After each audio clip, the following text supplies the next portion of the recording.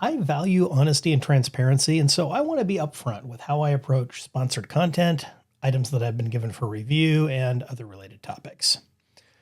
Most of my articles and videos on this channel are not sponsored. If I don't clearly state that something's been sponsored, then it's not sponsored, and I created the piece entirely on my own.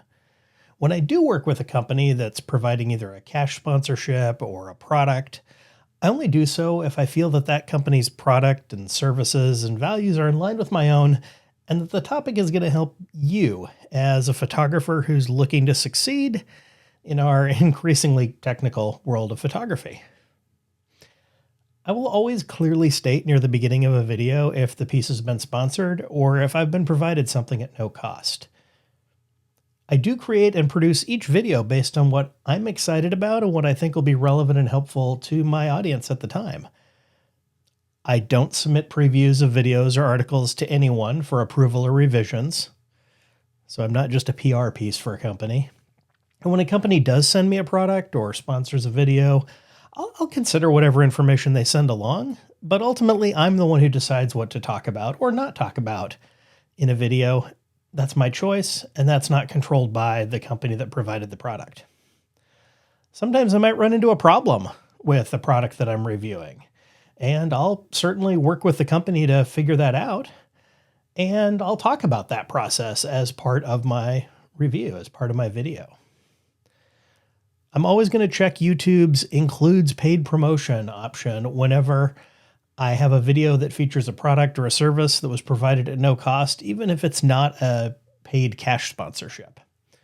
When I've been provided something at no cost, that item gets used, returned, or donated after the material has been created. I don't sell products that have been given to me and try to make money on resale.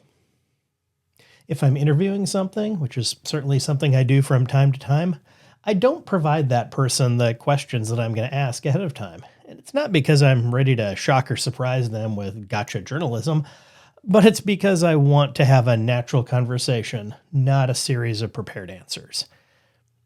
Let's talk about artificial intelligence, because that's an ethical mess for a lot of people. I'm generally an advocate for using artificial intelligence with our photography and digital content. I mean, heck, I wrote a book on it, and I'm writing another one.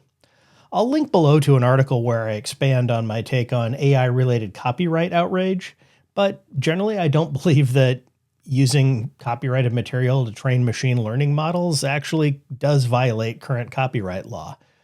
You can read more about that below. That said, there are plenty of other ethical issues when it comes to artificial intelligence, and my aim is to foster conversation and a photography world where we take that information into consideration and make sure that we don't forget about the ethics when it comes to the use of artificial intelligence.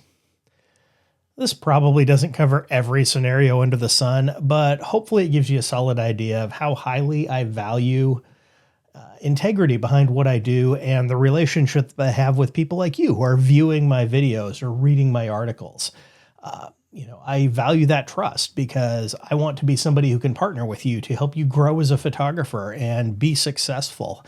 And I know that if I'm just out here acting like a sleazy paid shill for a bunch of companies, that's not going to happen. So thanks for being here. If you're subscribed to the channel, fantastic. I hope to see more of your comments and interaction in the future.